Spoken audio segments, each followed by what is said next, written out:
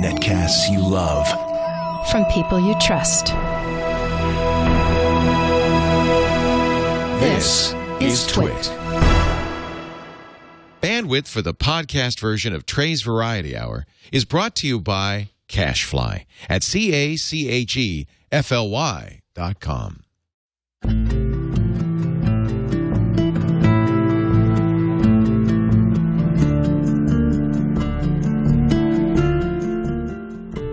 Welcome. This is going to be a very cool show. It's sort of a gear-heavy show. We're all going to show off what's in our bags and talk through it. Everyone that's watching live on the Google Plus stream or any place else or YouTube live, feel free to ask any questions you want to of me or anyone else. And these hangouts are very loosey-goosey. You know, we will kind of go in a round-table way to have people show off what's in their bags. But anyone can ask anyone any question anytime. You know, if Eric Cheng pulls out something really mysterious and Angela doesn't know what it is, she can ask or whatever. So it's very, very loosey-goosey, just a good time.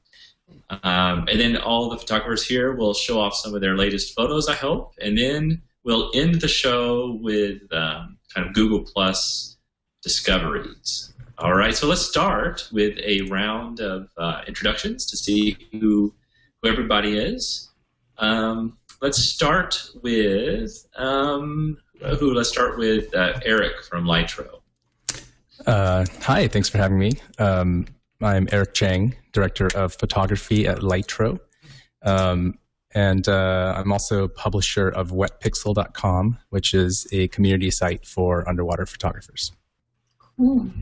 Cool. And you are really an amazing underwater photographer. I know you probably hate the photographer part. Yes, I take pictures underwater. I shot professionally underwater. I shoot professionally. I keep using the past tense because I'm in an office a lot now. But for about 10 years, I was out roaming the world about half time taking pictures underwater. Excellent. Is there one of those underwater housings for a Lytro yet? No, we're not selling one, and to my knowledge, no one is yet. But I'm sure someone will make one soon. Yeah, that'll be cool. Okay, next, let's say hi to Mike from Google. Hey, Mike. Hey, everybody. The internet all said hello, but you just couldn't hear them. I'm sitting here. I just got a new Wacom Intro's tablet, and so I'm sitting here on the Hangout, and I'm sitting here just playing with the stylus and trying to get a feel for it. What size did you get? How big is it? The medium. Medium. It seems like a really nice size. Like I'm playing with it on my desk. I feel like if I got the large, I would have had to dedicate too much desk real estate to it. And the small was just a little bit too small. I was actually playing with it at the Google Plus conference the other weekend. I kind of was like, yeah, that's it. I have to get one. So here I am. They're great. You never go back once you convert to that. I have the small one. Usually I like to get the biggest of everything, but with those Wacom tablets is sort of the opposite because you don't want to have to move your arm too far. Mm-hmm. And this is kind of it's a really let's see here. Yeah, medium's good. I like medium. Yeah, it's not a bad size. I mean, it's nice size, and the new one's got like the touch sensitivity to it. So that was kind of like that was kind of a cool thing. You can actually like pinch to zoom in Photoshop the way you can like on an iPad or an Android phone or something. And that's pretty cool. Cool, excellent. All right, next let's say hi to Angela. Hello, Angela. Hey everyone, I'm Angela. My website is abpan.com, and I'm an HDR photographer like Trey. Okay. Yeah. Hello, Angela. Good to see you. And now let's say hello to Ron from This Week in Photo. Hey, Ron.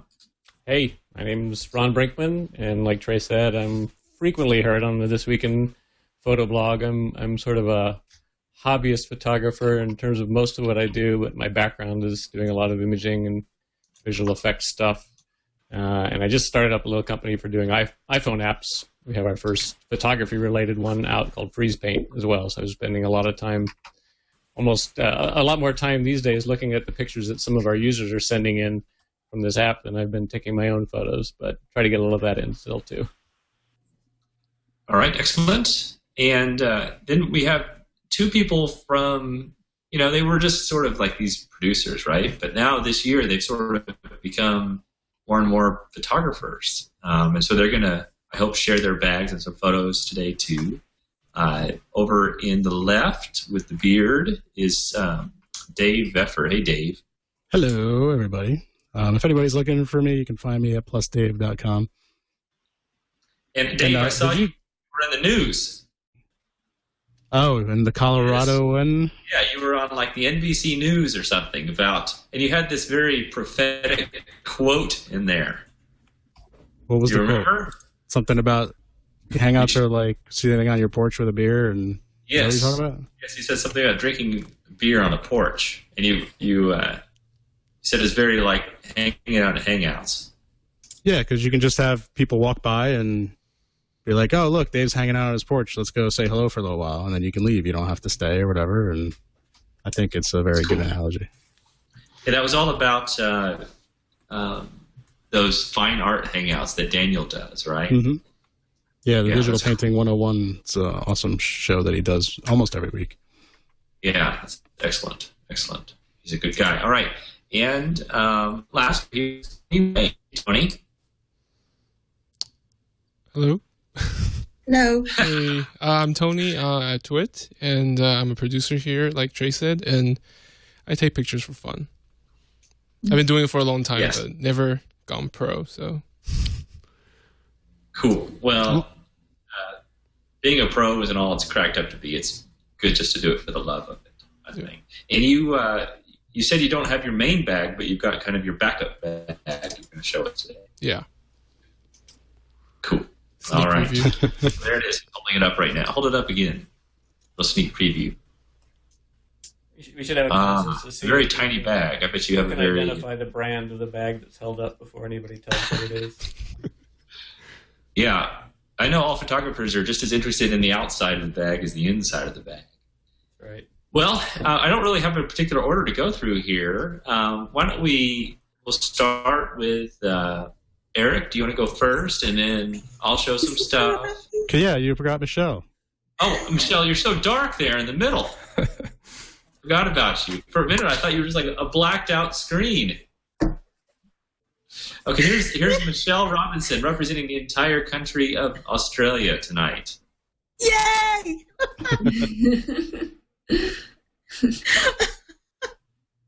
So go ahead and tell us about you and where people can find out about you and this and what you like to do and that sort of stuff.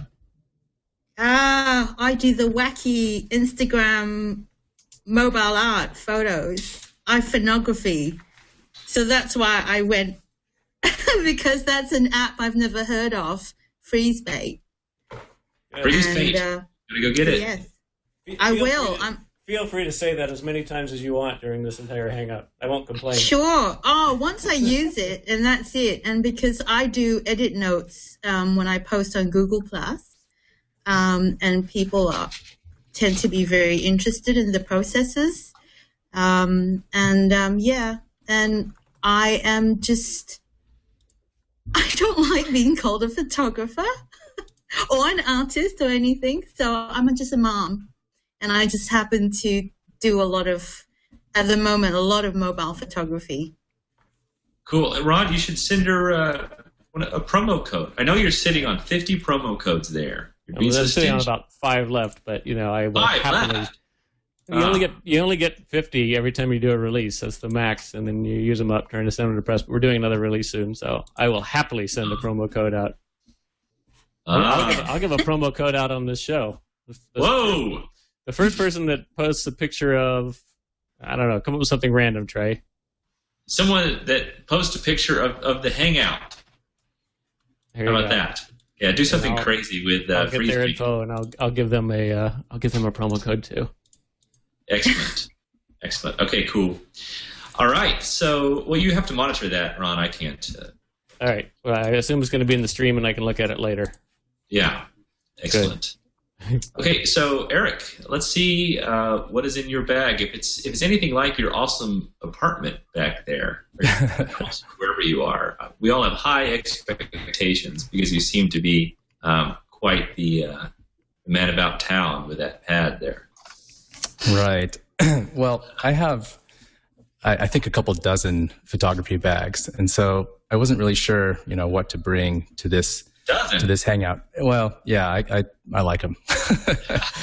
And so what I decided to do was to take the bags that I carry around now in the state they were in when you sent the invite, which was, 2 days ago or something. And I just took everything out of the bags and put them on the floor and took a picture. So first I'll show you the bags. This is my trusty little Domkey F4AF bag. I bought this in 1999. Wow. It's still going strong, except this strap is sort of extremely frayed, so I assume it will break at some point. The other bag I carry around, because as I mentioned, I'm in an office a lot these days, is this in-case backpack. And I'll show you what's inside of these two bags. So these are really the only two bags that I carry around these days unless I'm traveling for photography. So I'm going to share my window here. Okay. Can everybody see that? I see it. Okay, great. So these are these two bags on the ground, and I just kind of deconstructed them. And so this is now the main bag, the in-case bag. And what I have in this in-case bag is, a computer, an iPad, kind of all this computer support stuff. Stuff for taking trains like earplugs and gum, of course, and emergency 3D glasses, as you have. And then in the top, there's this little Eagle Creek bag. And in that bag, so that Eagle Creek bag actually goes in my backpack. And inside that little Eagle Creek bag is a little Sony NEX7 with 3 lenses, a Lytro camera, a little tripod, a glyph for my iPhone, for iPhone support, and a little Olo clip. I think that's what they're called, right? Those little wide-angle adapters for the iPhone. A pen, some cables and stuff. Is that the one that you got from, what's that, Photo Dojo? Yeah, that's right. Yeah. Okay, and then in this other bag, which you may have not even seen because it was hiding here, which this bag right here where my mouse is, that's another little Eagle Creek bag, and that's when I have lots of cables in here. So, I give a lot of presentations, so I have micro mini DisplayPort dongles, and it's funny, I have a couple of rolls of film because I've been shooting with a Lomo lately. That was actually a surprise when it came out of that bag because I'd forgotten they were there. Lots more cables. This little turbo here, this is an Elgato Turbo encoder, which is an H.264 video encoder, so that I can do video deliveries from the field if I have to send in low quality stuff. And then these are actually the things that have saved me the most. These little USB sticks. This is a bootable Mac Rescue thing. So I have Mac OS on here with a lot of, like Disk Warrior and stuff like that. And then this is a Mac OS 10 Lion install SD card. And so these have actually saved me in the field. I had a computer overload and fry out in the field. I had to change a drive, and I couldn't do anything. So I booted with this little USB stick and was rescued. In that little Domkey bag, oops. Here we go. I have a Canon 5D Mark III, extra battery. These are the two lenses I've been using the most recently, the 50 f1.2 and the 135 f2, and another Lytro camera, flash, extra batteries. Pretty lightweight here. And that's what it looks like when it's all spread out. I actually couldn't believe how much crap I managed to stuff in these bags. How do you like the Mark III? I love it. Yeah. Did you have the Mark II before? I did have the Mark II before, but I took a detour and had the 7D for a while for underwater photography. Okay, cool. And speaking of underwater, really quickly, I'll show you the cases we use, what I tend to use. On the left is a Samsonite Flight 31, and on the right is this little Low Pro Roller 3. But they're both about 18 pounds empty. The Samsonite's actually like 12 pounds or something, but you have to put in padded foam so you can see what is inside these things. So that's the Low Pro. Here's the Samsonite with Pelican foam. And then when you load them up, this is what they look like.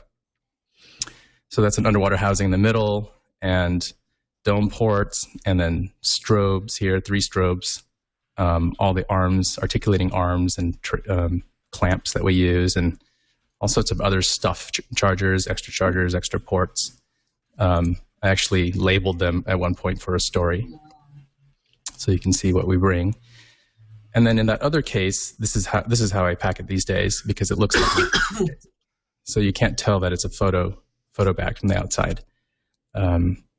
So you can see there's you have to be pretty organized. This is this is the cheapest part. This is like a $10 Tupperware type thing, full of stuff. And here's my lovely wife showing that you can in fact carry both of these at once or drag them along. And I also use these think tank bags. So these are this system here. This is a big backpack and a over the shoulder bag, and actually I can actually fit a full underwater setup here without any spares. So here's the inside of that backpack. You have a housing, a big dome port, some extra drives, 2 bodies. There's one body here and one body in the housing. And then I pile a bunch of more crap on top of that dome port, and the computer goes in the front or in the top. And then this other bag, this is the Low Pro. It's one of their Stealth series bags, and you can put lots of stuff in here, and it just looks like a computer bag. All right, so that's it. Eric, you win. By the way, if the rest of you aren't this organized, I'll be really disappointed. Nobody wants to go after you. I'm sure. I don't even have to ask, and I'm sure nobody wants to go. So I'm just going to go ahead and declare you the winner. It's the first time a man's got more bags than a woman. Yes, maybe, but we're not counting shoes. We're counting bags. Yeah, handbags, bags. Yeah. You've got more than I do. Well, he's really in touch with his feminine side. Yeah. Right. And then he makes his wife carry the bags. Yeah. Demonstration purposes only. Yeah. Okay. So, hey, I had a question come in here on my Facebook page. This is better for you, Eric, because you're a Canon guy. This is from Brandon B. Wow Gasperin. He says, what kind of portrait lens do you recommend for Canon users that is also a little versatile? Portrait lens that's versatile. Well, I guess the one that comes to mind immediately is the 70-200 f2.8, which is a staple lens, and I mean I use it all the time, and it's a perfect focal length for portraiture and lets you do lots of other things with it. It is a little expensive, but there's also a 70-200 f4, which is much cheaper, but also very high quality. Others have opinions? There's 2 versions of the 2.8, so if you want to save money, you can get the old version. It's about $1,000 less than the new version.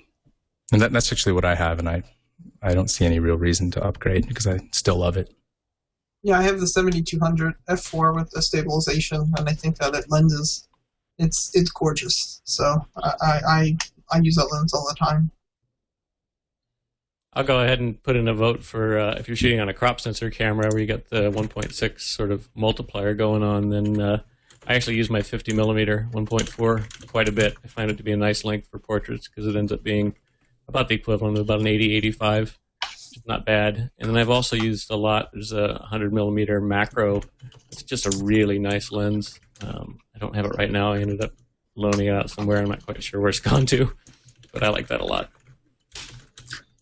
Cool. One of the other ones is just pretty good. I know Thomas Hawk uses it all the time. It's the Canon 135 f2L.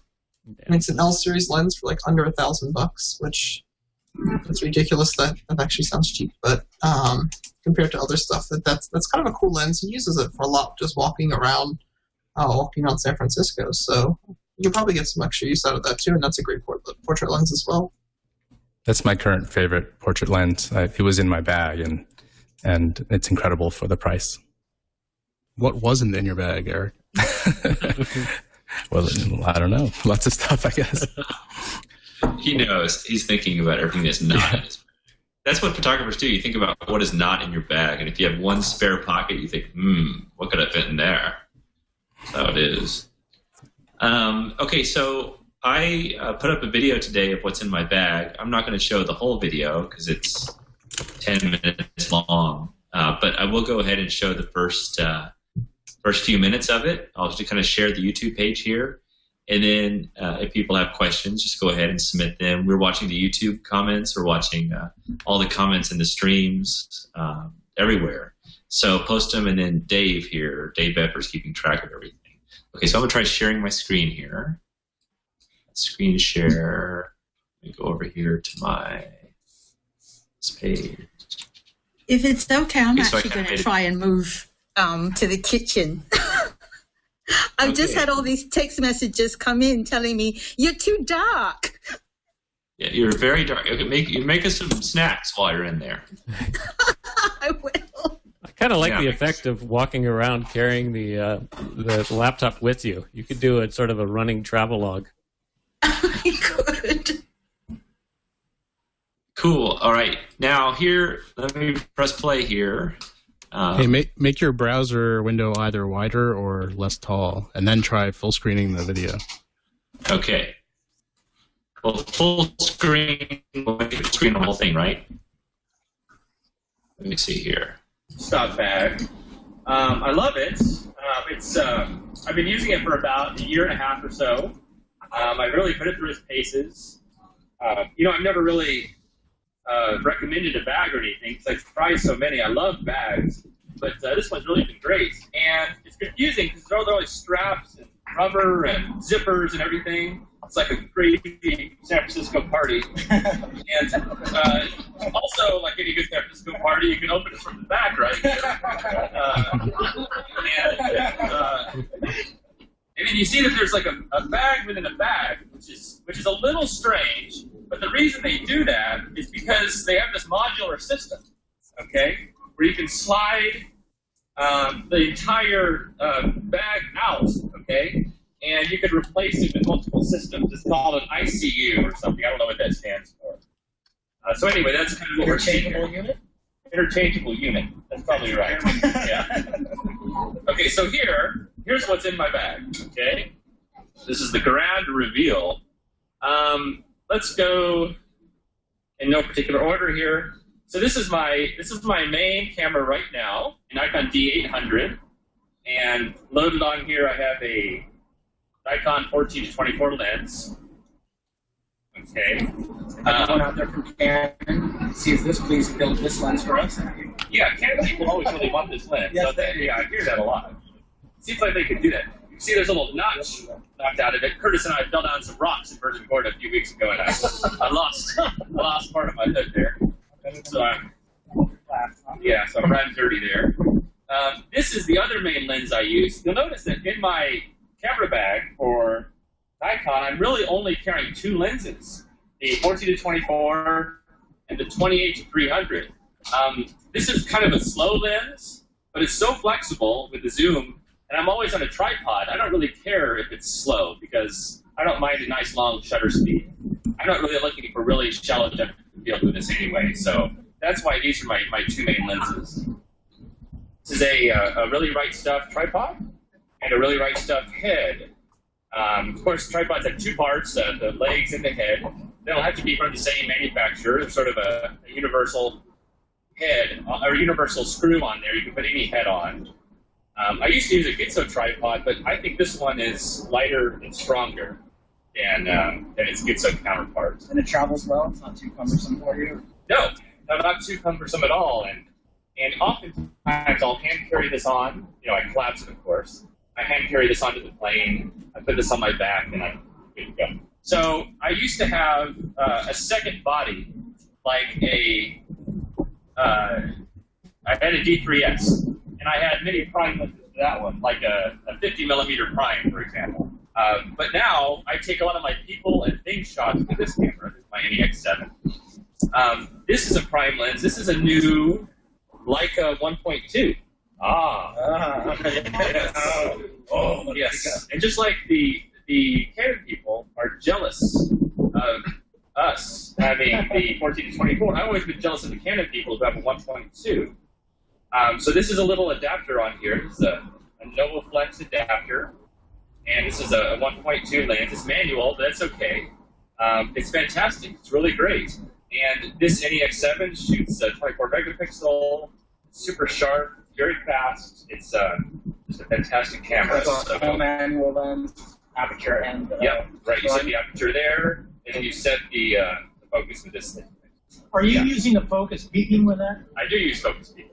So I noticed that you don't have lens caps on any of the lenses. You noticed that I don't have lens caps on any of my lenses. It's true. I know this angers a lot of photographers, but I don't do it. I don't put caps on the back or the front. They get a little dirty, but I just wipe them off. It's fine. Not worry about scratches? No, I don't worry about scratches. Because, especially with the 1.2, when you shoot a shallow depth of field, I can even put a pencil right here, and you won't even see the pencil. And every garment that Trey owns is made out of microfiber. That's right. I'm often in silk suits and stuff. No, I meant somewhere scratching against the metal or some other, No, I don't worry about it. Try fast and loose. No fast and loose. Yeah. No filters? No filters. I go commando just like a good San Francisco party. So what else do I have in here? This is my Litro that I use. This is the kit lens for my NEX7, which I have on there sometimes to do video. It's actually amazing for a kit lens. I like it a lot. So that's basically it for the main compartment.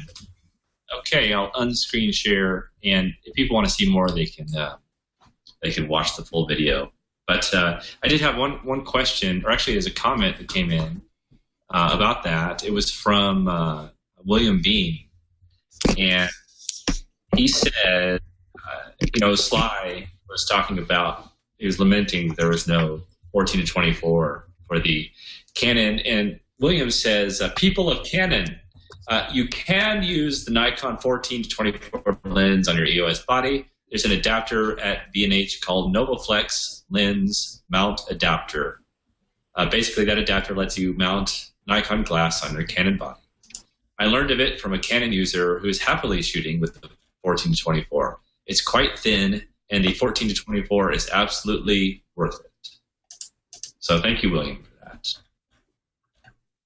Excellent. Well, let me see. Who wants to go next? Any volunteers? Or shall I just randomly call on somebody? I'll go. Okay, Ron. All right. You guys watch chat. We'll figure out who's going to go next. Okay. There you go. I'll try to stay close to the mic while I do this. So this is, I of course, like everybody, has multiple bags. But I grabbed sort of my kind of favorite go-to bag for many years here. And this one's probably, I did a quick back of the envelope count, and I think this one's got about 12 or 13 countries on it that I've traveled with. It's a small bag. It's from a company called Kata, which I'm sure most people have heard of. They make some excellent bags. Most of the bags they make are the more traditional bag fabric, but this one is a line that they had for a period of time, and I think it's discontinued now, called the Sensitivity line. And it's neoprene instead of that nylon sort of surface. So the padding is kind of part of the material itself. It's reasonably water resistant as well. And Don't they also make body armor for the Israeli army? Yeah, exactly. They're an Israeli company, and they make body armor and camera bags. So that should hopefully tell you something about the durability. And this one's been great. Like I said, I've really schlepped it around a lot. And because it's the neoprene, you can really just cram it a lot fuller than you can with a bag, a regular bag, just because this fabric will stretch quite a bit. So I just got back from a quick little trip running up and down the Oregon coastline. So I didn't take a super large kit along, and this was kind of my go-to bag. I shoved this little fairly small tripod in here.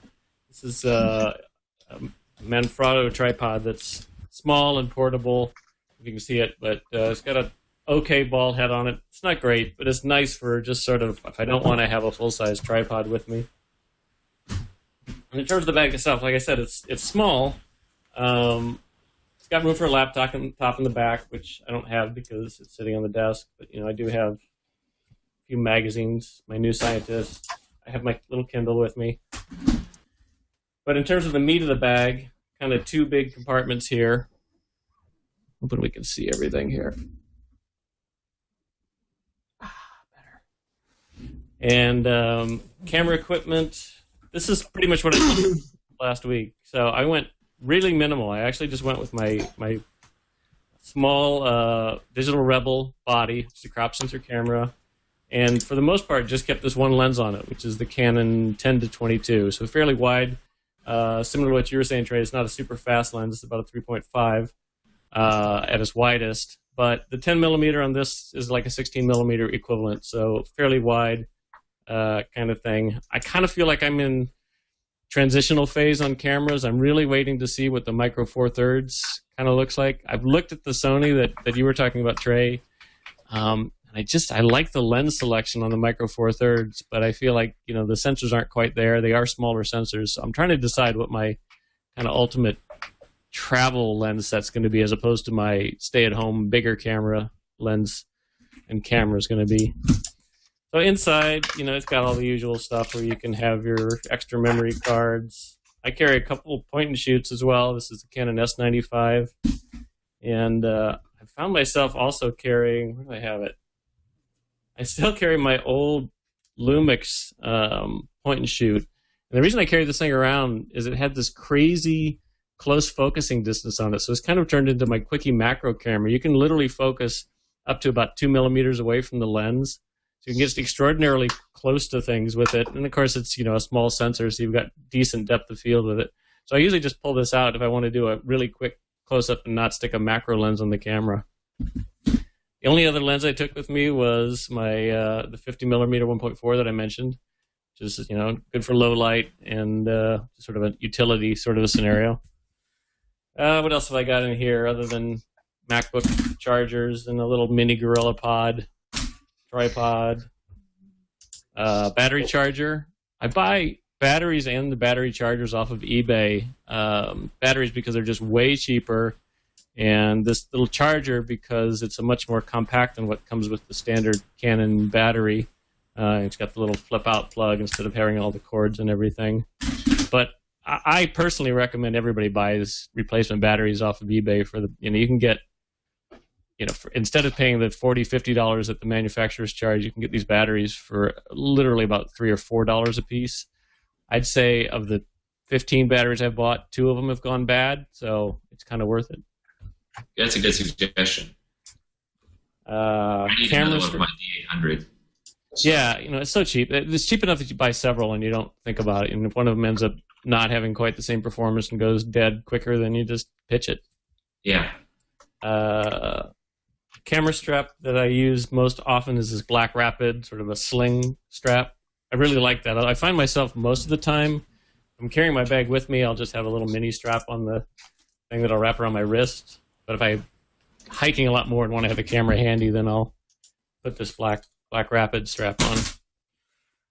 Lens cloth, a hat, a little blower brush.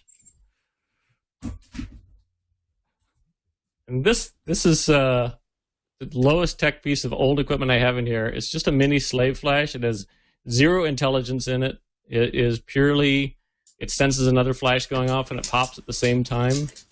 And I just use it like if I'm shooting, I don't know, like a statue or something like that. I have a pop-up flash on my body, and I'll just hold this off to the side to get another angle of light coming in. Like I said, it's very dumb. You have to rely on your through the lens metering to kind of get it right. Sometimes you'll do it a couple times, but it's such a cheap little thing. It just runs on AAA batteries that I just find it handy when I wanted to do a little bit of extra spot lighting off at a weird angle. And then I guess the rest of the stuff is sort of little tiny bits and pieces. There's this whole thing that you can pull out of the bag here. Just real quick, not much interesting. Headphones and more lens cloths and a spare disc. And this is key if you're traveling with a girlfriend. It's a headphone splitter, so you can both watch the same movie on your iPhone. Remote trigger, card reader, spare batteries. This is the little Glyph tripod, just a phone tripod. Still has a regular tripod screw on the bottom, but your iPhone just slides in there real nicely. And again, I found it a couple times where I just, for whatever reason, either testing my app or just because it felt like fun, I'll stick this on my big tripod and use it. I think that's about the bulk of it. Call it done. Cool. Excellent. Thanks, Ron. Hey, there's a question here. You're probably good to answer this one. Mm-hmm. It's a very This Week in Photo style question, I noticed. Okay, this is from Trisha Lombardi. I think this is on Google+. A request for advice. I am taking a safari with Joe and Mary Ann McDonald in November, and then to Myanmar. I need a carry-on bag that can meet international baggage requirements. I can carry my D700, a D4, 70-200 millimeter VR2, and 200 to 400 zoom. Nice. I'll also wear my old school Nikon vest strap with the pockets full. I'd appreciate your suggestions. Thanks.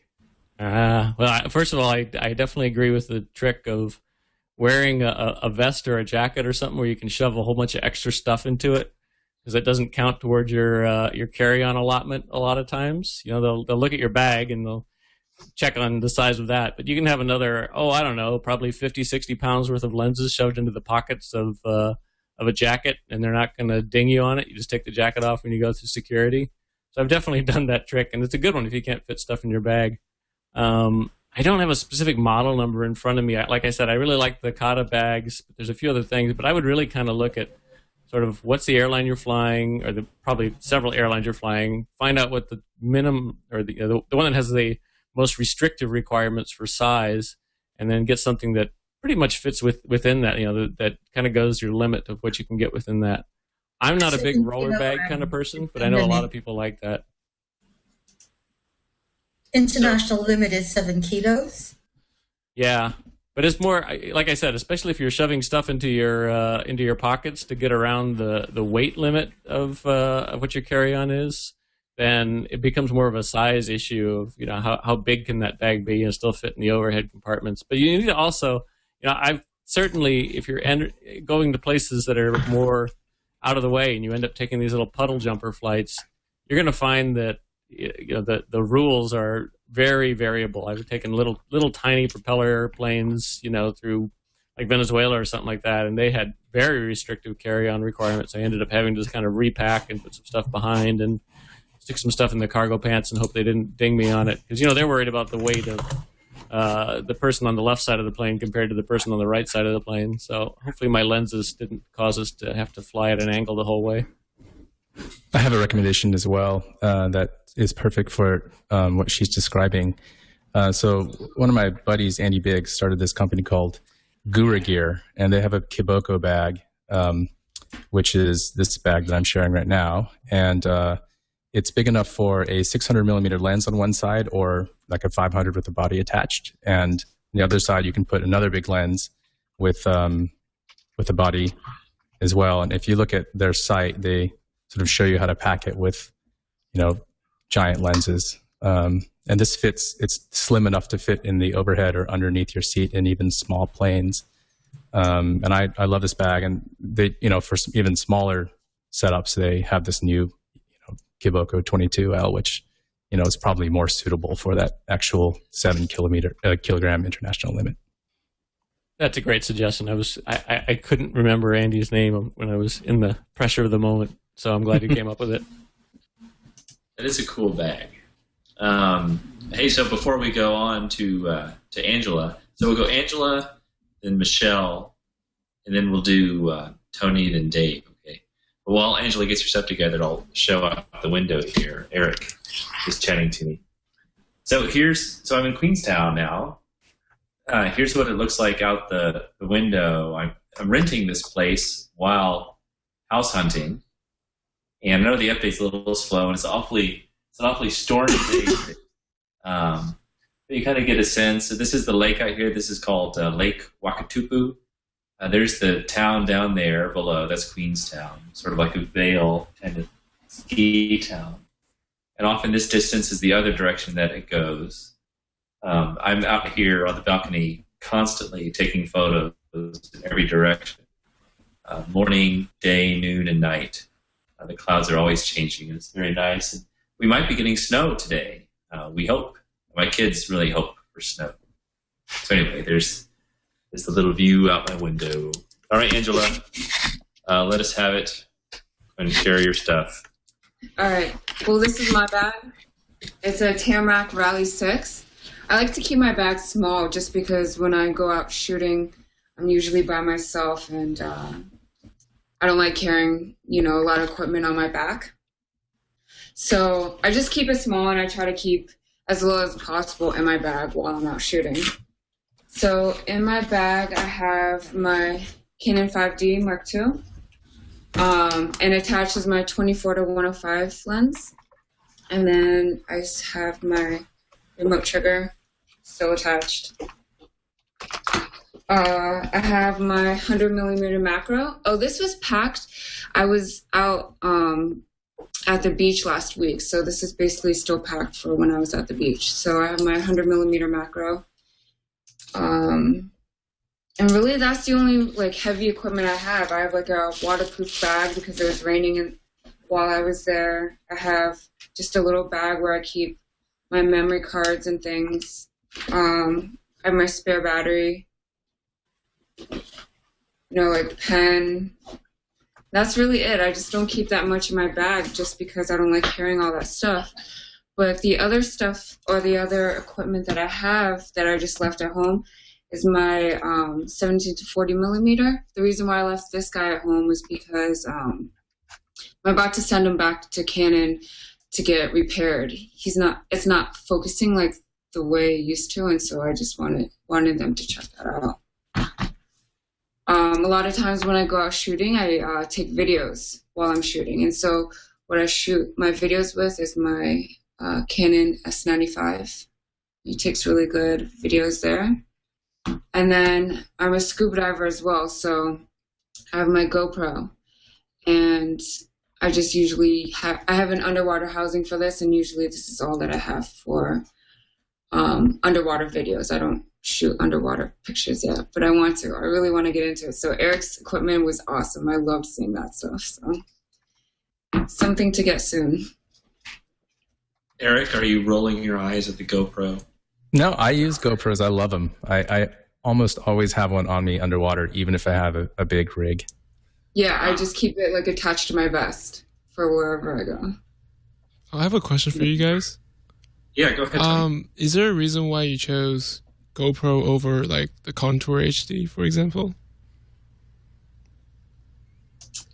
The reason why I chose the GoPro is because it's just so small and compact. I'm not sure what the other camera that you're talking about is, but this one's just so small and compact, and you can basically mount it wherever you go. So besides scuba diving, it takes great other kind of adventure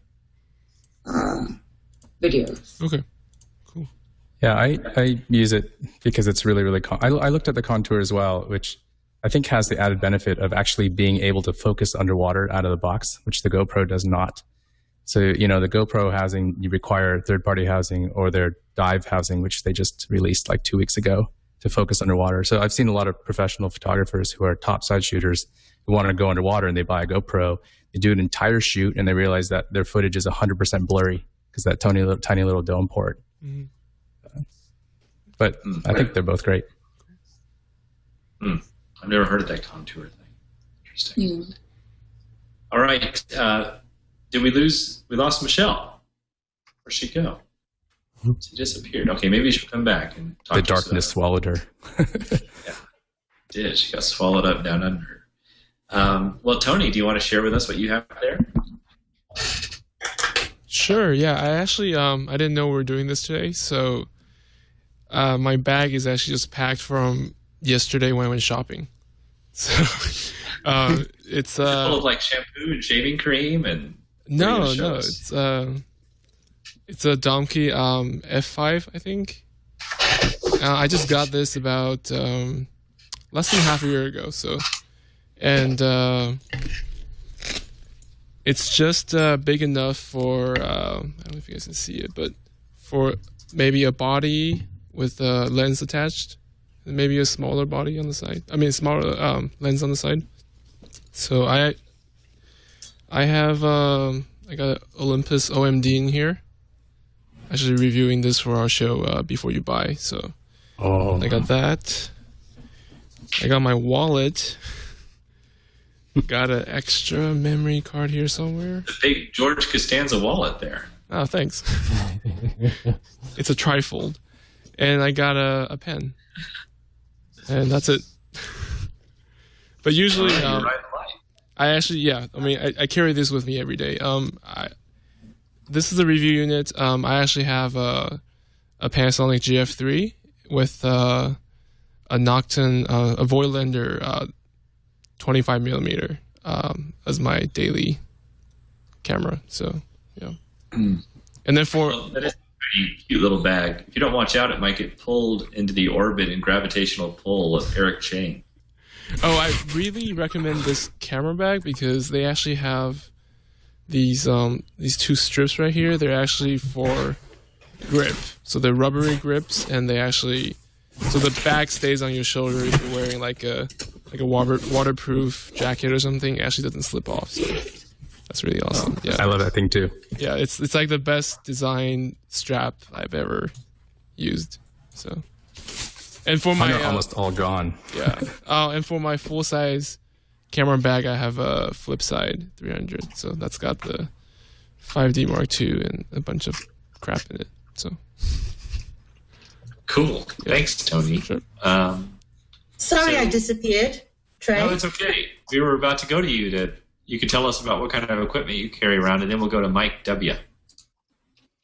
Oh, is it my turn? Yes, go for it. Ta-da! Can you see? We see tiger stripes and red stripes and black stripes. What different sorts of animals were killed to make that? The zebra stripes. No, beautiful oh, well, okay. There was a cow involved. My handbag. I do have, the usual low pro 2, and they've traveled with me. But recently, last year I got the outgoing Olympus EPL1, shoved it into my handbag, even with the lens, the zoom lens, was very happy with it. But in this bag is this. Yes. The almighty iPhone with my precious G Plus sticker that's worn out. Google Plus, I need a new sticker. Okay. This, can you see it? Yes, your tripod? It's a tripod that I attach my mobile phone to. And that's how I took a lot of my photos for aday.org. Did you know about aday.org? It was a whole photo day organized by the Expressions of Humankind in Sweden. And there was a lot of big videographers and photographers, and including Desmond Tutu, who all participated on May 15th. So I recorded my whole day by mobile. What else is in my bag that I carry? iPad. Cool. Stylus. Headphones. But this is, and in there I have all my precious apps, more apps than anyone can shake a stick at. Yes. But this is my power tool at the moment. Cool. I've got give us your favorite iPad app and your favorite iPhone app. The one that I use all the time, Snapseed. Yes. Both on the iPad and on the iPhone. That's my workflow for all my mobile art is always Snapseed first. And then after that, whatever else comes next, usually PhotoForge. PhotoForge is about as good as Photoshop, I think. Yeah. I mean, there are a lot of similar ones. I've tried Luminance. Iris is pretty all right, but PhotoForge is fast and it's powerful, and you can do heat with it. I know you like to do black and white. I'll suggest one to you by this guy named Stu Maschwitz. It's called Noir. Yes, I have Noir. All my black and whites usually are treated with Noir. I did a whole series of women portraits, all treated in the same style with Noir. Oh, cool. Well, you're way ahead of me on that one then. Yes. Yeah. I'm always looking for a new app to try and see. Like, there's a new one that everyone's doing, using called Marble Cam, which is really interesting. And that's the last photo I posted on my profile. And what it does is it does almost like a fisheye and makes a photo look like it's suspended in the air, like in a marble. But I sort of took that to another place and did something else with it. And I always look for new apps and see what they do. But generally, I work with about 3 or 4. And then, of course, I do what they call the less edit type mobile photography shots. So usually street, and I post all my street on IM, and mostly the art stuff on Instagram, because there's I know of more artists there, and on IM I post all my street shots. Yeah. Are you in your kitchen now, by the way? Yeah. Can you see it's pretty dark in there too. Is Australia having some sort of power outage situation? No, I haven't turned on the light. It's just the natural light coming in from. It's a very grim day today. But you can see, at least you can see my very well-traveled fridge with all my travel magnets. Yeah, that's cool. All right, hey, Mike, are you ready to show us what you got? Sure. So, let's see. I have a bag similar to somebody else's who's on here. I have a Tamrac. This is a Tamrac Rally 5, I think. I think actually had the 6. Mm-hmm. The 6. Yeah. I love this bag. This is actually, I probably have like 6 or 7 different bags, but this is the one that I'm using now. And I got this one over the previous one purely because this one has an iPad slot in the back. So inside of it, let's see here. There's a padded pouch in the top part that you can actually fit an iPad, or if you had a really small laptop, it would fit in there as well. I don't like to travel with a whole bunch of gear. I try and go as light as I possibly can. I used to have I have a big Tamrac backpack that looks like you're going on safari, and I have a Think Tank shoulder bag which can probably fit like 2 whole setups, and I carry this one more often than not. This would actually be a Think Tank bag if they made one that was this size with a pouch. And when I bought this one, they did not, but apparently they have one now. So I have so many camera bags, I really can't say anything to my wife for buying purses or anything like that, because I think I have more camera bags. So I'll admit to that one. So what do I have in here? So I've been playing a lot lately, and I've taken out some lenses which I normally carry. So I've been actually carrying, I have an old Canon 40D, which I think I told you, Trey, but I just had converted to be an infrared camera. I sent it away to Life Pixel, and they pulled off the visible light sensor filter on there, and now there's it shoots in infrared. So I've been carrying this around just for fun. It was like $250. So yeah. For camera, I really wasn't using that much. It seems like it seemed pretty reasonable, and I can do some, play with infrared stuff with it. So it was cool to play with that. Let's see. I have a Canon 5D Mark III with the 24-105 on there. I absolutely just adore this lens. I think I have this on there probably 90% of the time, no matter what I'm doing. I have other lenses, but this one is just it's so practical, and it's nice and sharp. It's great contrast, so I like that. 7200 f4 with the IS stabilization. This lens is just great. The contrast, the colors, they're just awesome with this one. Let's see, what else we got? A little Think Tank SD card pouch, which I've actually started using to store international SIM cards. So when I travel, I have SIM cards for a couple countries in Europe and stuff in there that I can just land and throw in a prepaid SIM card and get back online without having to buy a whole bunch of data plans. Microfiber cloth. And let's see, what else do we got? That's where I keep my SIM cards too, but I keep them in my, or I'm supposed to keep my memory card. It's kind of like the perfect size pouch for it. I always carry a bunch of small USB cables. I never know if I'm going to lose one or I need to charge my phone or something. This is actually kind of cool because this here is an adapter to go from mini USB to regular USB. And then this one here is the micro USB. Mini USB. This one's micro USB to regular USB. And what I was playing with this is this can plug in here. This then now plugs into the camera, and this then can plug into the bottom of my Android phone.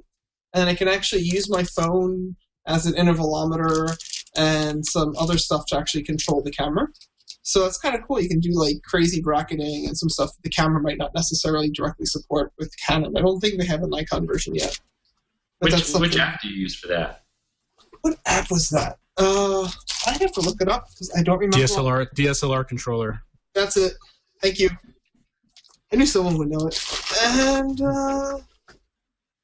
a Google Pen, shutter release, and I have a lens pen in there. So that's kind of just what I stash when I carry and carry with me pretty much wherever I go. So that's it. Cool. Thanks, Mike. All right. Hey, Dave, you want to take us through what you got there? Sure. Your burgeoning, fledgling photography career?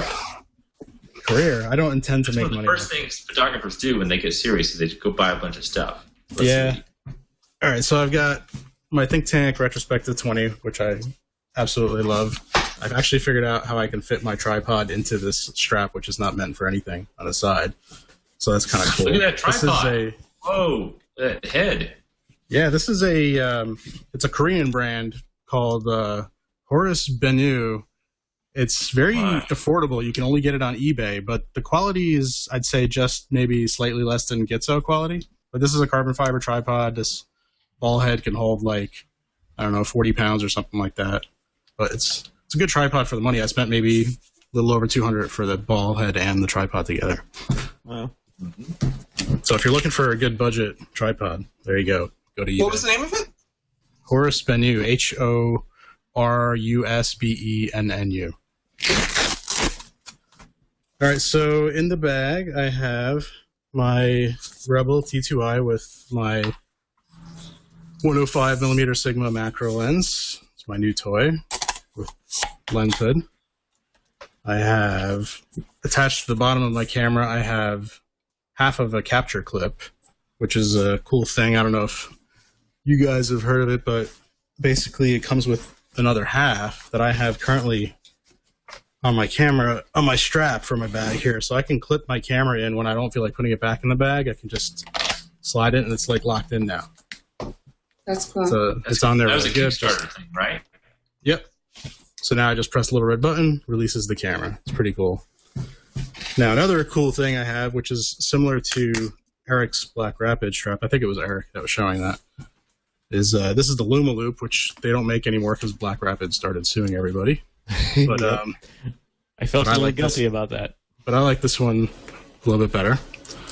It's got a cool little like military style metal thing that attaches to thing. So now the camera's hooked on. You just press a button and it releases it real easy. So that's that. All right, what else I got in here? I've got my 17 to 50 Sigma 2.8 stabilized. I have, this is my 10 to 20 wide angle Sigma. I like Sigma apparently. That's a good lens. I used to have that one. Yeah, it's awesome. I got some really cool shots on my DC trip with it, which was a lot of fun. Tripod collar. That's for my 70 to 200 2.8 Mark II 2.8 IS. This was my first like really expensive purchase, and it's a really awesome lens. But like we were saying before with Eric, like you can easily get away with the Mark I version, which is a lot cheaper and still an excellent lens. I've got other stuff in here. It's like a bottomless pit. I know, it's an awesome. It's not a very big bag, but it can hold all that stuff. Out. Yeah, it's like a tarp. It's really cool. The problem with all these bags that can carry so much stuff is they let you get it all into the bag, but they're still heavy. Yeah, it's so heavy. That's why I want to move to Micro Four Thirds. I've got my 430 EX2 flash. I have. Here's the rain cover for the bag. Here is, I've got a remote. Here's a rain cover for the camera. All those look very unused, Dave. Well, the rain covers I haven't used, no. Yeah. I have a Canon S100, which is quite portable and lovely, which I actually shoot most of my video on now instead of my SLR because it's got the autofocus and it does 1080p. Got some lens cloths. And a hole under that bag. He's just reaching through under his desk. It's like a magician's trick, right? Yeah. I have extra battery. Okay. Extra card. Now he's going to pull out a 600mm prime. No, I don't bring my 50mm prime because it doesn't fit. But that's not in my bag. But that's pretty much it. Cool. Thanks for showing us. Yeah. So we can do a little show and tell now. People can show off some photos they've taken and Can I just say something about the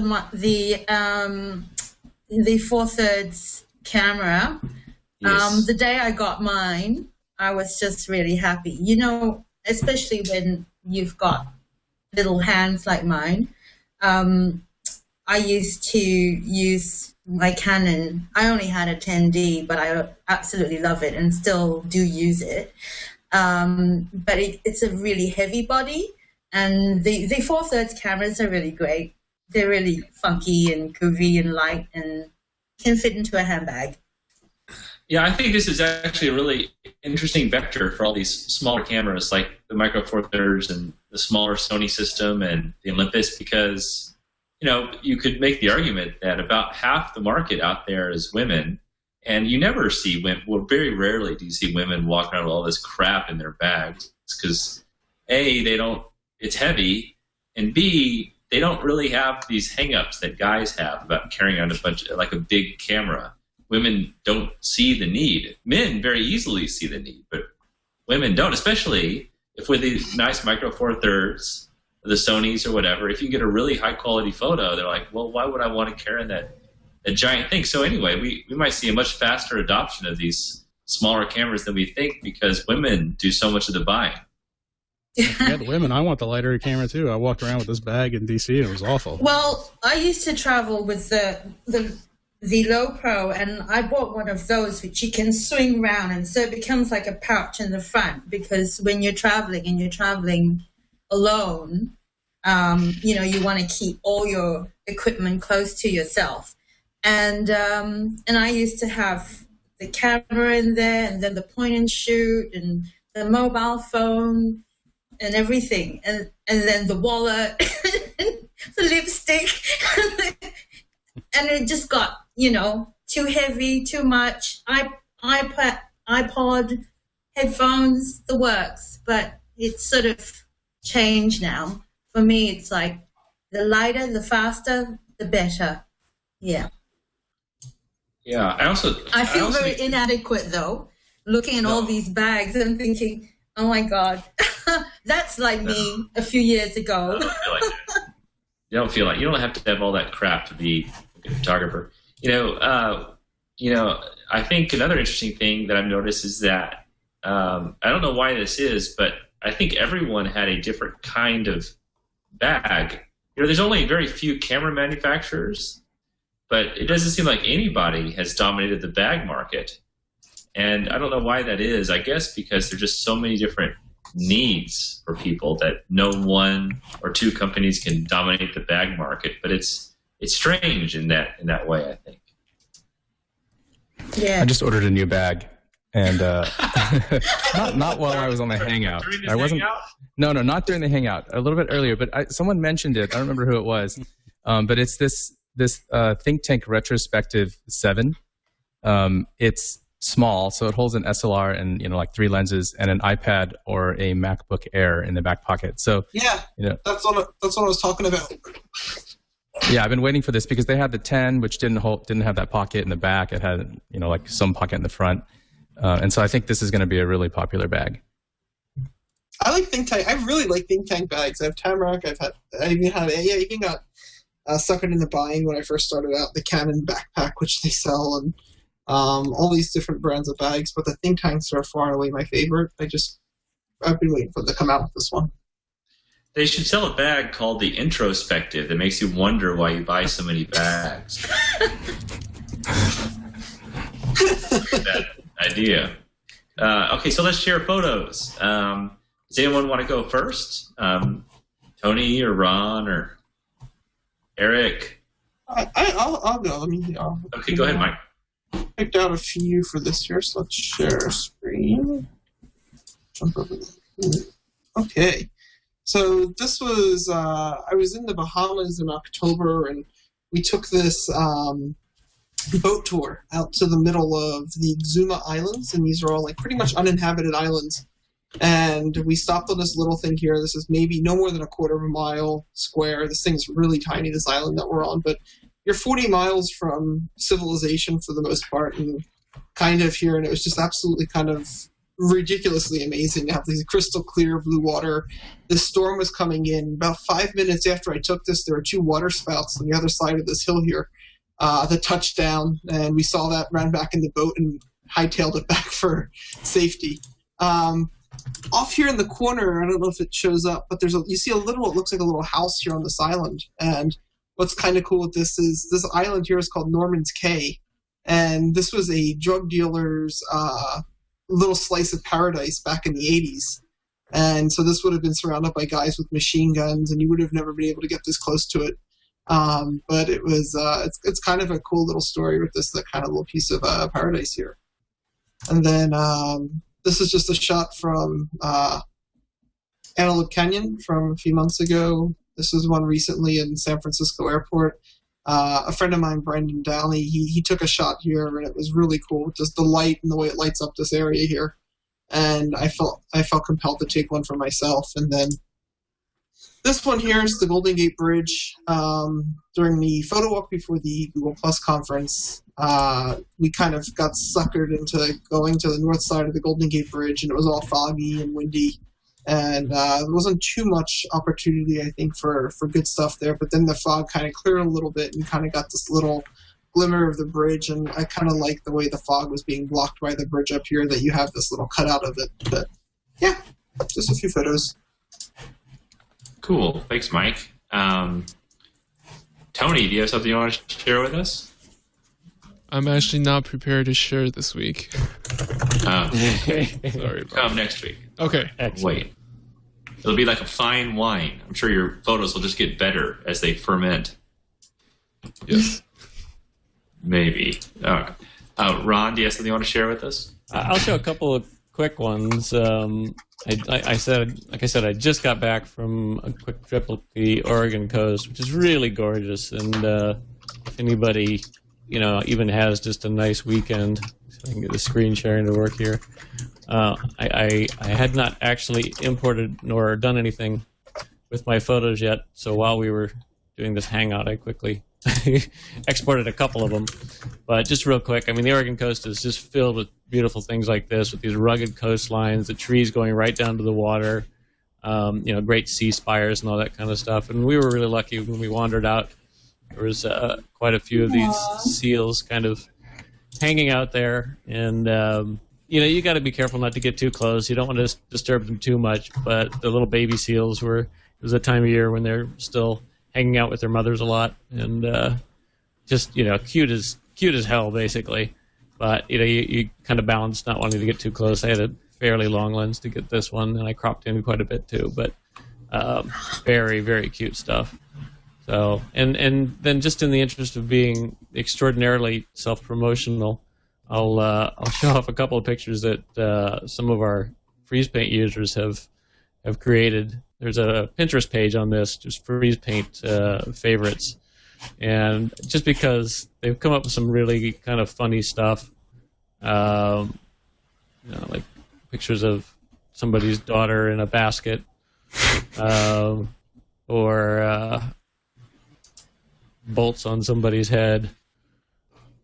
Freeze paint is, it's sort of a real-time kind of compositing thing where you don't have to deal with all the, this is me, that my niece did of me with somebody else's eyes on it. You don't have to go through all the pain of doing Photoshop, transformations and all that. You can just real quickly kind of paint and layer stuff. I like this one a lot. It's a little lighthouse. It's just repeated multiple times. So that's me whoring myself out here and pipping my project again. It's okay. I don't really consider it pimping yourself. If you made it and you're proud of it, you can show people. No one. Well, and that that's a lot of the fun I get out of it too. Is it's an interesting tool that's a little bit different, and so I'm just excited to see people doing different things with it. So yeah, I dig that. Well, it's actually I think about this a lot too, because I wonder, we do apps and things like that, but to me, sometimes it feels like making an app isn't that different than making a photo or just creating something with your hands and out of your mind. And it's almost no different than sharing a photo or a painting or anything, because it's just sort of your own creation, and nothing wrong with talking about it. I don't think, Ron. So and just I think enabling people.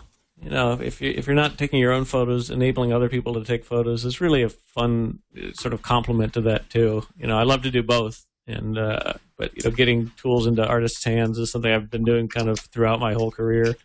Even when I was at Apple and working in film industry. So, yeah, excellent. That's a good way to think about it too.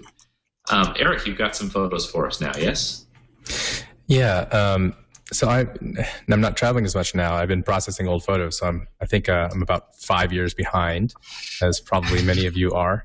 But I just went back and processed a bunch of pictures from a trip to Africa, one of the 2 safaris I've done in my life. And actually, this is a Life Pixel modified Canon 20D, which I had modified, I think, in 2006 or something. And so this is in 2007, went to Africa and photographed these elephants on the plains there. And near infrared there is amazing, because the plains, all the vegetation, the healthy vegetation, just reflects all infrared light, so it's very white. And then these elephants apparently absorb all the infrared light, so they're almost a pitch black, and so it results in a really, really stark look.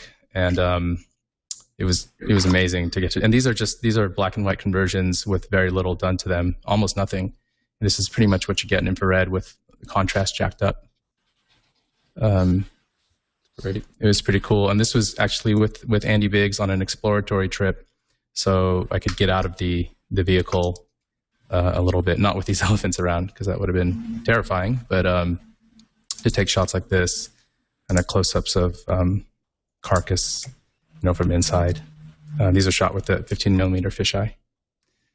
So it was fun. I posted 2 or 3 pictures a day onto my Google Plus profile for like a month. And so I have this album here with lots of pictures, and it's a lot of fun. That's what I have to show. Thanks, Eric. Great. Cool stuff, as always. Angela, do you have some stuff you want to share? Yeah, sure. I have, let me screen share.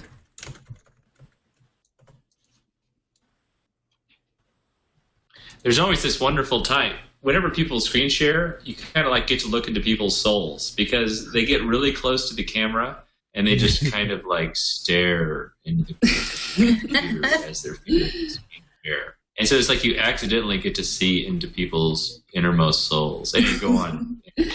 All right, well, I'm in the D.C. area, so this is right by the Capitol and D.C. at sunset. Just one amazing day. It's at Lower Senate Park in D.C.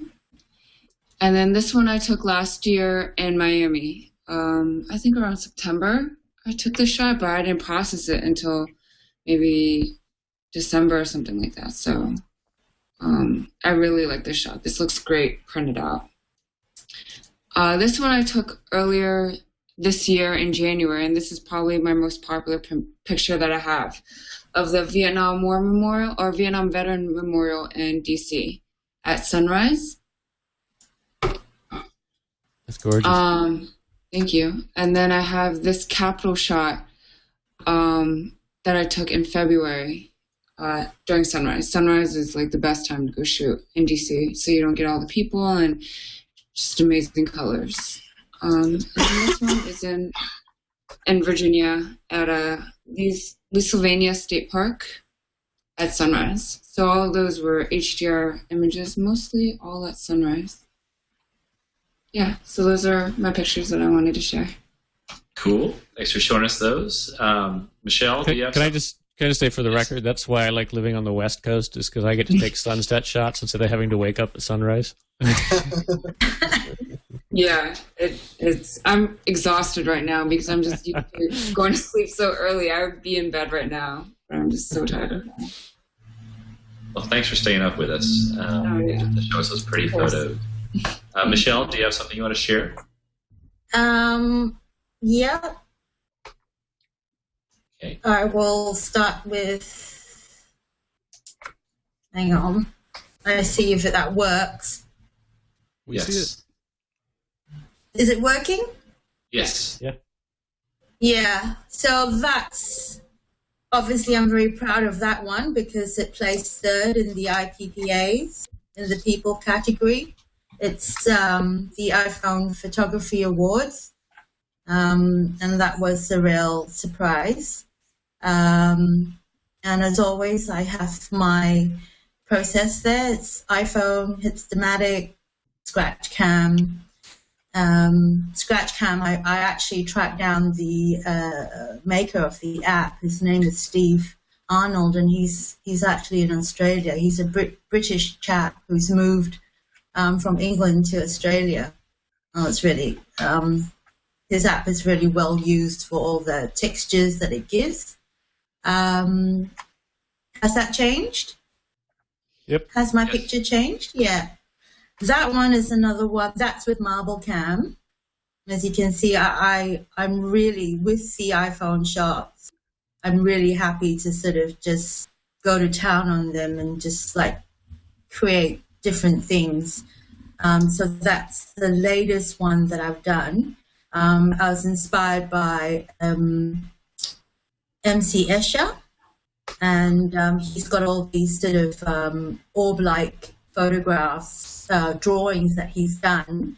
And I'm actually working on one with my hands that's going to try and imitate one of his graphics a lot. So this one I probably worked on the longest for an iPhone shot because I couldn't get, you can tell I didn't get the, I used superimpose and I didn't get the definition of the orbs as well as I could. And this is also another one that these are all different iPhone shots that I've placed all together using superimpose. There are a lot of cable photographs on Google Plus, and we don't see the new one yet. We still see the bubble one. I see the new Pardon? one. Oh, okay. It updated for me. I'm sorry. Go on. Can you see it now? Yes. Yes. Yeah. So I had a whole string of cable photographs, and I didn't know what to do with them because I didn't want to post them up on Google Plus. So I thought I'd try something different. So I did a whole series called the High Wire series, basically a commentary about the risks that people take in life. You know, I selected this one because I think this one a lot of people liked. This is actually the 5th. And you can tell with a lot of my series, especially when I'm testing an app out or a style, it gets progressively more complex. So, you know, and this is when I actually, the finale is always when I actually understand the app really well. So, and I'm quite Yeah, I enjoy the app stacking. And can you see the next one? Yes. Yes. That I'm still quite amazed with the power of the iPhone as a camera. So that's a less edited shot. Basically, I use the AF lock on the iPhone to get the focus. And because I do love, in all my sort of normal photography with a camera, I enjoy light a lot. So it was just something that I saw someone had left their glasses on, and just the way the light captured. Oh. Uh-oh, we lost her there. Well, Dave, I know you have something to show. I'll show some right before you, and then we'll go into our discoveries, okay? Okay. All right, so let me share my screen here as you guys look into my soul. Where do I go? Look into his eyes. Here's my iPhoto, okay. So I have 4 to show you. This is the first one. I showed the before of this one in San Francisco several weeks ago. Are you seeing it pretty much full screen, Dave? Yep. Okay. Yeah, I showed the before, and this is the after. This is a spot that I've always wanted to go shoot. I found it in Stuck on Earth thanks to Thomas Hawk. He put this in sort of one of his secret spots, and I went there to go find it. I went to a slightly different position from him. He was like shooting straight down on the bridge, which is another good shot too. Here's the next one. This is my youngest daughter, and the reason I'm showing this is because I took it with a camera. Or I took it with a lens that a lot of pros just really dislike, but I love it. This is a 28-300 Nikon lens. And, people say it doesn't have good depth of field, or it's not sharp, or does vignetting, or all this just stuff that nerdy photographers talk about. But I don't really see any of that. I mean, I think it came out pretty good. She's just sitting there hamming it up, and got a quick shot. And, it's probably not the best in low light, but I don't use that much in low light. Here is a shot from a place that I stayed in. This is where I did a hangout, I think, about 4 weeks ago in the British Virgin Islands, a place called Amateris. They sort of have this indoor-outdoor seating area. I took this one night at sunset. It's really nice to sit out there and read and chill out. And so I stood up to take a photo while I wasn't reading. And here's a shot. I do have a behind-the-scenes of this one. This is with a 600 millimeter lens in Hawaii. I was with Tom, I'm not. I don't use that 600 very much, but it's really fun to use when the situation is right. So, anyway, that's that. Let me unscreen share my screen. Sorry about that. Is everything okay, Michelle? I always have to bring up my Facebook page before I can get back up into Google again. Michael Sutton in the chat said Michelle's internet runs on Vegemite. Yeah, it must. It must. She must be too loaded with Vegemite. My hair's getting long. That's on my to-do list, by the way. My personal note. I got to get it. Okay, Dave, you want to show us a photo? Sure. I have one photo to show. Okay. So I shot this one yesterday. I've just been playing around with my new macro lens a little bit, and I figured I want to shoot it with glass with liquid. So I got a martini glass, filled it with some red liquid, and shot it against a blue background with like a white placemat I had next to it, and used an LED flashlight and bounced it off the thing. And it came out okay, and I ended up doing all kinds of processing to it and rotated it sideways and came out with this. I thought it came out pretty cool. I like it. That's cool. That's a good shot. You're quite the artist, Dave, I must say. Well, thank you, sir. Yeah, I dig it. All right, let's move right into discoveries. I'll share mine. I shared this gal many months ago, but I want to share her again because we have all kinds of new viewers. The audience is growing and all that kind of stuff, and I want you guys to see her. Also, she's doing something special. Let me share my screen here.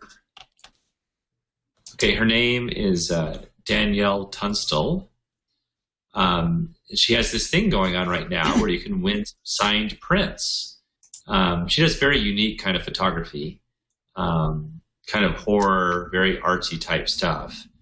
And I think it's a great contest to enter, so you guys should go enter it.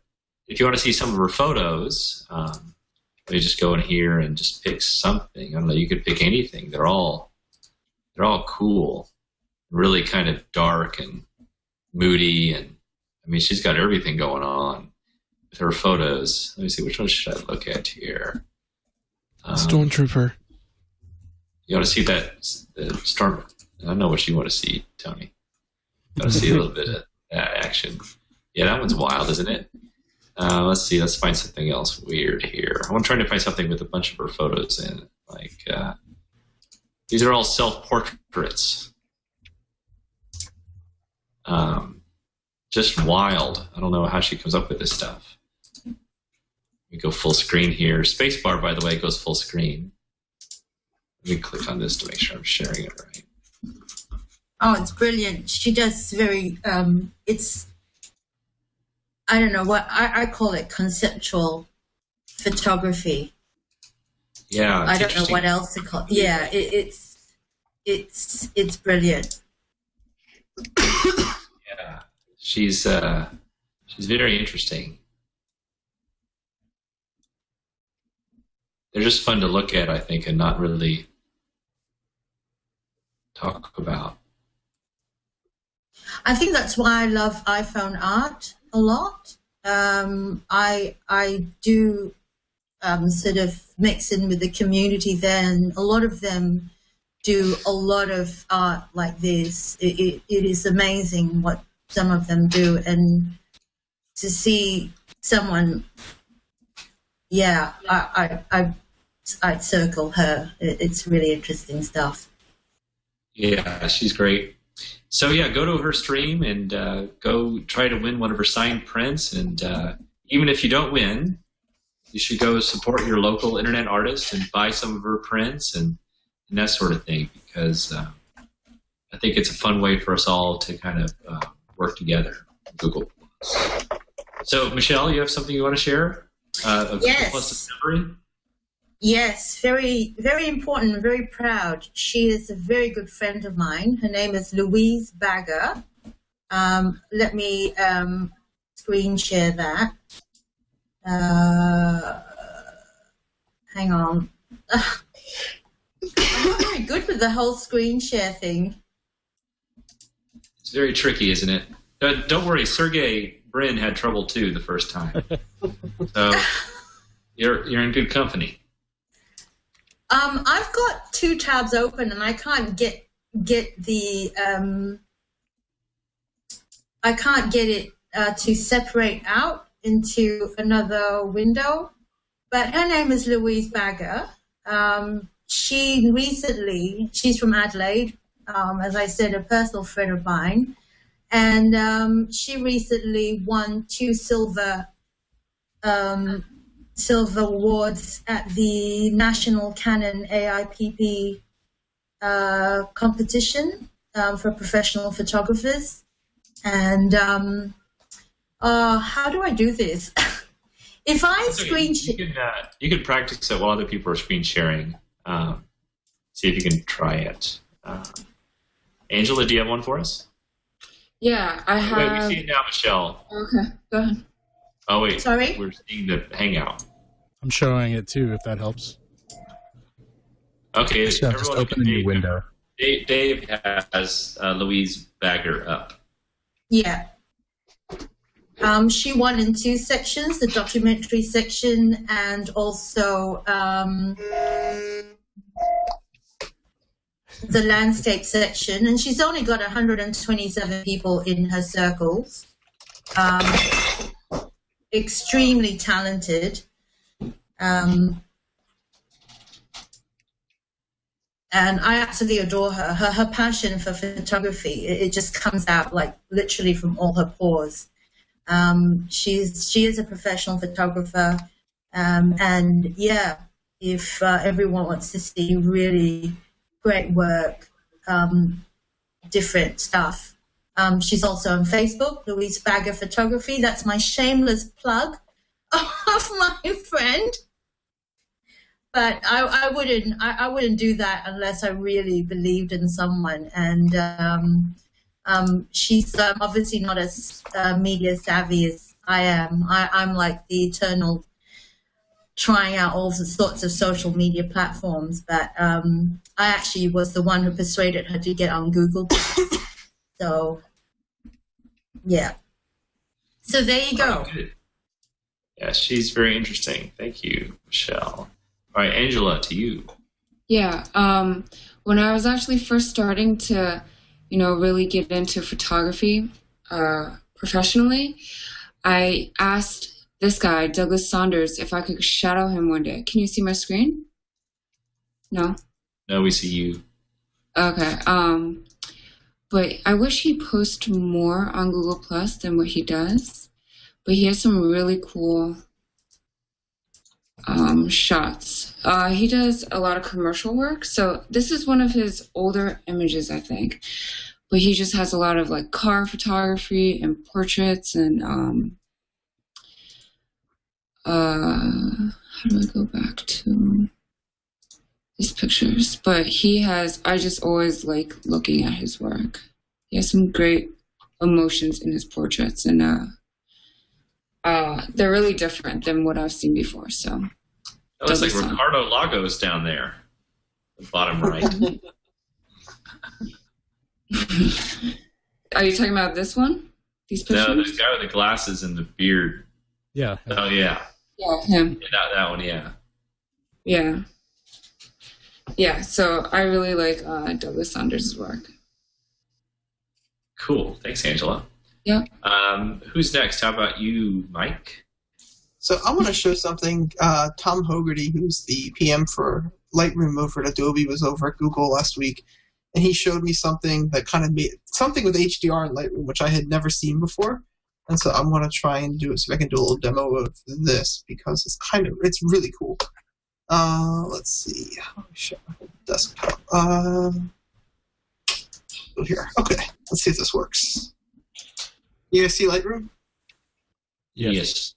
Okay, so these are like 3 shots of Grace Cathedral in San Francisco that I bracketed to shoot. So real simple, I'm going to pick those 3, right-click, edit in, merge to HDR Pro in Photoshop. After some waiting, a window... Stop waiting. That was fast. We only see Lightroom, by the way. After do you guys see the Photoshop window now? No, we only see Lightroom. No. Just Lightroom. Okay, hold on 1 second then. Let me see if I can switch the screen. I'm having serious technical difficulties here. I thought I showed press screen share on the top left. Okay, thanks. Ta-da. Okay. Let's see. It's not displaying your dial. Anyway, okay. So anyway, you'll get the merged HDR Pro. Rather than tone mapping the image there, you want to go over and click Mode 32 bits, and then just save the image. Don't do anything to it. The image will pop back up in Lightroom, and I'll go back to Lightroom this time. And you get something really, really, really cool. So here's the image that came back from Photoshop. It looks just like the even exposure, but check this out. With Photoshop, with Lightroom 4.1 now, if I click on the exposure here, check this out. I can actually go up to +10, +643, +714, and you actually have detail all the way in there. It's actually generated a really awesome 32-bit image that you can actually edit as if you actually took it directly. And you can take this all the way down just to the point where you have just a little bit. So you can actually get really cool photorealistic HDR images without actually using anything other than what you have there. And it just kind of opens up to really take advantage of the bracketing shots without having to get like that typical tone map look. So I've kind of been playing with this, and people can't even actually tell they're HDR sometimes because they just look like they're so natural. That's cool. Dave, we're gonna get Tom on one of our future shows, right? Yes, hopefully in July, which I think I emailed you about earlier. I'm not sure. Yes, it's one of our 15 different threads we have open, Dave. Yes. we will get Tom on at some point. I promise. That's something I want to do. Now, all that remains is Eric. Is that right? Sure. All right. Here we go. So I just found this tonight, right before the this hangout, and this is Andrew Walker. He doesn't look like he really has much stuff on Google Plus, but somebody shared a video that he posted on Vimeo, which is this video, and I just posted it to my Google Plus profile. So if you go there, you'll see it. It's just called Eclipse, but this is at the that annular solar eclipse that happened on May 20th. And he shot this using an Epic X, using a Canon 800mm lens. And I won't even play it here because it won't do it justice. But, before you go to sleep, it's just a few minutes long, 3 minutes long. Check this thing out, turn off all your lights and kind of, turn the audio up. It is an incredible video of this solar eclipse that just happened a few weeks ago. And I hope he gets on Google Plus and starts posting. Cool. That's a good find. Thank you. And then you were not last. Ron is last. So, Ron, who do you have for us? Yeah, this is a guy that I just sort of came across the other day when I was kind of trolling around, but he does underwater studio photography. This is probably the favorite one that I've got that he does. And you can see that it's, obviously a well-choreographed kind of shoot that just happens to also be underwater. I'll quickly pop through a few of these and get to another favorite one. It just gives a really interesting kind of look. I love this one where he's kind of using the internal reflections of the water surface layer flipped to the side. A lot of great color. So his name is Rafal Makiela, or Falmakiela. And I just, just the whole act of shooting underwater like this and the choreography and the planning that it must take to get some of these shots, I find extremely impressive. It's really, really pretty stuff. And then I also really quickly wanted to show one other photographer who's not on Google+, but I came across her while I was looking at some of this stuff. And her name is Barbara Cole, and she also does underwater photography. But she uses it sort of shooting from above to get these really impressionistic effects. Like, can you guys see that there? Oh, that's awesome. Amazing stuff, where you at first glance you would swear that this is a watercolor painting or some impressionistic kind of thing. And, clearly she's, I suspect, using some slow shutter stuff, taking the ripples of the water into effect. Just these really gorgeous kind of things where the light's very subtle. I'll show one more here. Even that, which is just great planning on it. Kind of a yin-yang kind of thing going on. Ron, what's her name again? Her name is Barbara Cole, C-O-L-E is the last name. And, just Google her and you'll see. She's apparently a very well-known artist, but not on Google Plus as far as I could tell. But I just wanted to point people to it because it really kind of stopped me in my tracks when I first saw it and realized that it was a photo and not a painting. It's beautiful work. Wow. That's cool. Yeah. Find. It really makes you want to go out and do something like that. In my mind, that's one of the marks of a really great photo that's sort of out of the ordinary like this. Is your brain starts going. You're like, I could do something like that. I don't know if I can come up with a good of a photo, but just the technique itself is so fascinating too. Yeah, awesome. All right, well, thank you, everybody, for coming. We'll bring this show to a close now. I'll go ahead and plug next week's show. Next week we have on, it's going to be a kind of a special show about some very creative artists that are doing weird things with photography. One of them is Paul Rustin, you guys probably know as the body painter from New York. And then also, kind of matching up with him, I'm matching a wonderful artist from Australia. Her name is Alexia Sinclair. She just come out with this amazing new iPad app that shows off her work. And when you when you see the kind of photos she does, you'll be amazed, and I'll have her talk through her creative process. So I think these two will be really fun on together, and we'll see what they bring for us. It'll be great. And then to officially bring the show to a close today, I think it's best if we show some pigs on the beach. And whenever I think of that, there's only one person we can turn to, and it's Eric Cheng, who's known for these photos of all things. Tell us a story about these. These are pigs, and they're swimming, and they're in the Bahamas. And there's the beach you can go at. It's called Big Major Island, I think. And we stop there sometimes when we're doing shark work out there. And the pigs, when they see the boat coming, they're not related to the shark work we do. But the pigs will come swimming out to the boat because the locals will come feed them. And there's, there are like 2 or 3 big pigs and a bunch of piglets. And it's some of the most fun I've ever had in the water. Taking pictures of animals. They come up to you, and it does hurt if they step on you, because they do weigh a lot. But it just makes everyone smile who sees this picture, because it's such a bizarre thing to see. Are they wild? Awesome. They're, as far as I think they're wild. They're domestic roots, but they don't seem to be, no one comes in and takes care of them, as far as I know. Someone made a salted brine joke, which was a little bit sad. But Well, show us a couple more. I think these are a big hit. Okay. If you have access to them. Yeah, I got them. Let's see. All right, here is a piglet shot here. It's not letting me full screen it, so I will. Hold on a second.